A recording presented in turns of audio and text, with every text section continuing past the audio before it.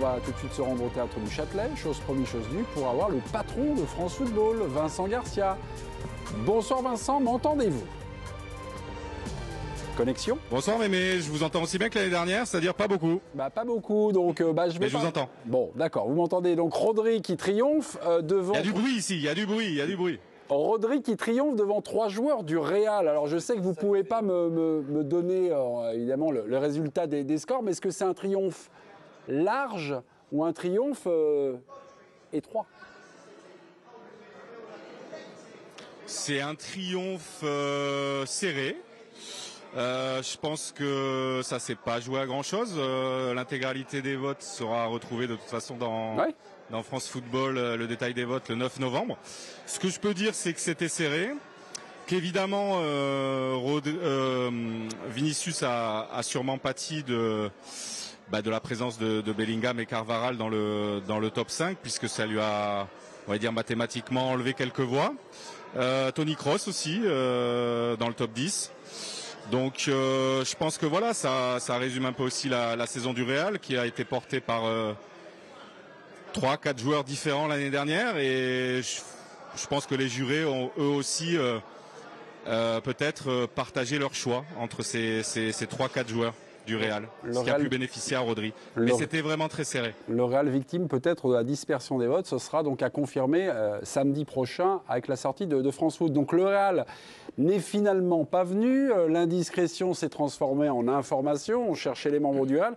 Mon petit doigt m'a dit que le téléphone avait chauffé cet après-midi entre le vôtre et celui du Real. Racontez-nous Vincent.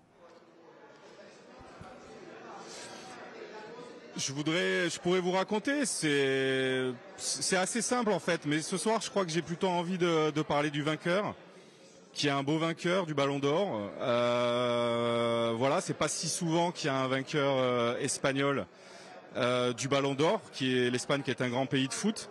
Le dernier était en 1960, il y en a eu 2 et encore il y en avait un qui était à moitié argentin puisqu'il était né en Argentine, c'était Di Stefano, et le deuxième c'est Luis Suarez.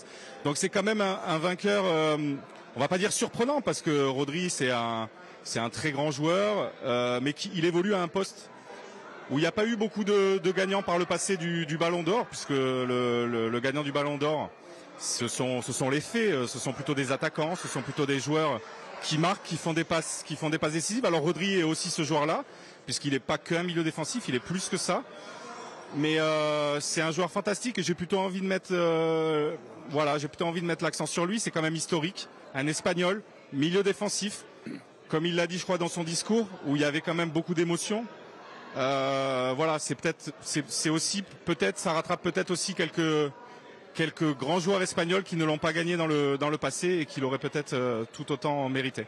Oui, justement, Rodri, donc sur la scène du théâtre du Châtelet. Je vous fais un peu de langue de bois, mais ne vous inquiétez pas, on vous écoute. Il est vrai que Rodri, sur la chaîne du Châtelet, a rendu hommage notamment à ses prédécesseurs, des Iniesta, des Xavi, des Busquets. Justement, on parle de Rodri parce qu'en Espagne, on avait, vous le connaissez, Antoine Simoneau, notre correspondant, ils avaient le sentiment, là-bas, en Espagne et au Real, que Rodri avait fait fuiter donc sa victoire. Et c'est finalement lui qui aura entraîné le boycott du Real. Un commentaire, mon cher Vincent? Alors, oui, j'ai un commentaire. Je pense que l'émotion qu'avait Rodri sur scène, je pense que c'est la meilleure réponse. Voilà, Rodri n'était absolument pas au courant de quoi que ce soit. C'est vrai que les clubs des favoris, je dis bien les clubs des favoris, ont tous insisté pour avoir l'information.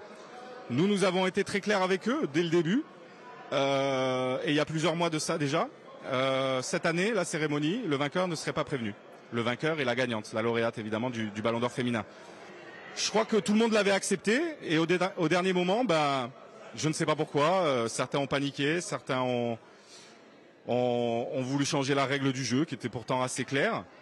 Et ce que je peux vous garantir, c'est que personne n'était au courant, ni du côté du Real, ni du côté de City. Donc après, peut-être qu'ils avaient un sentiment, peut-être qu'ils avaient un ressenti, peut-être qu'aussi le Classico a pas aidé, je sais pas. Mais en attendant, je vous garantis que au moment où le Real a pris sa décision, je suis pas sûr qu'il n'y avait pas une part de bluff, et je suis pas sûr qu'ils étaient sûrs à 100% que Vinicius n'avait pas gagné le Ballon d'Or. S'il avait gagné le Ballon d'Or, c'était dommage pour lui surtout.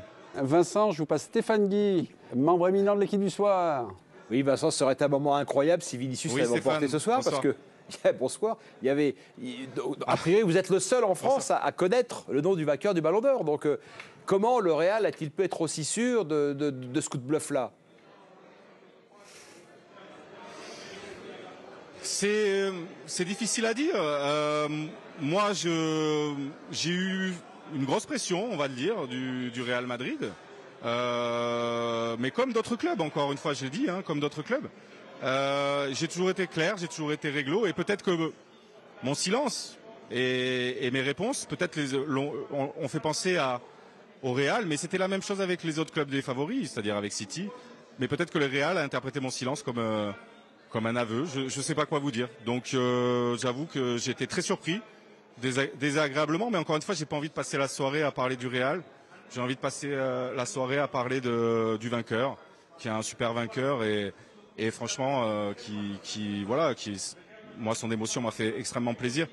Et elle coupe court à toutes les supputations comme quoi on aurait pu avertir l'un ou l'autre. Enfin, ça n'a pas de sens.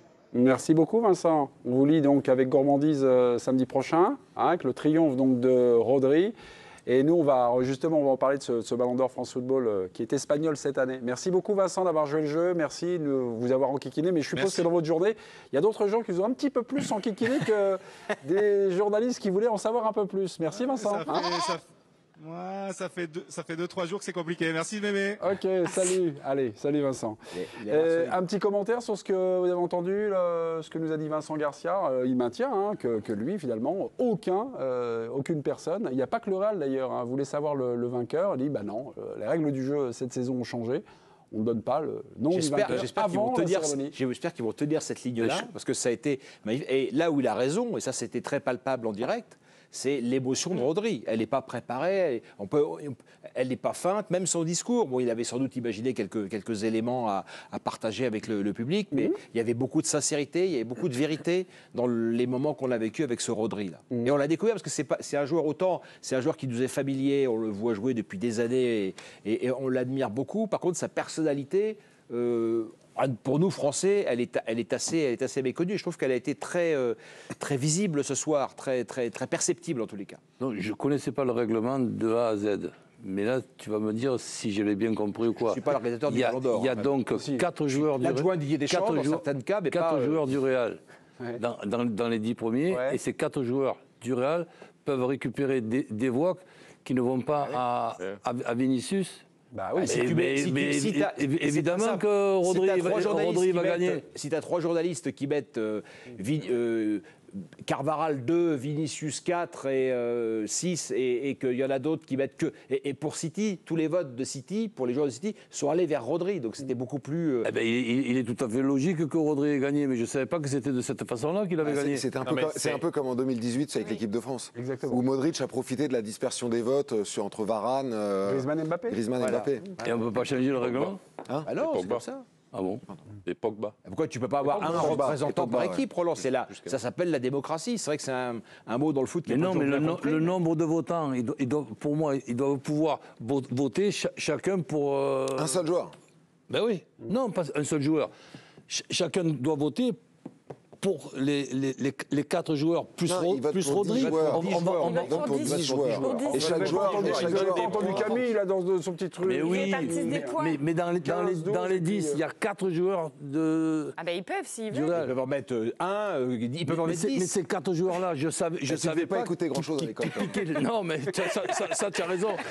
Mais là, quand même, j'essaie de comprendre et je suis désolé, je n'y arrive pas. Ça s'appelle la dispersion des voix. Voilà, la dispersion des voix. La dispersion des voix. Donc bravo Rodri, c'est sûr qu'il y en avait 4 qui se sont récupérés les voix. Ouais. Donc bravo Rodri, mais c'était obligatoire qu'il gagne d'après ce qu'on m'a expliqué ce soir. Oui, c'était quand même pas fait le triomphe de Rodri. On va y revenir avec vous Camille, le sera très intéressant 2024, et on va faire un stop sur Rodri, à vous de jouer.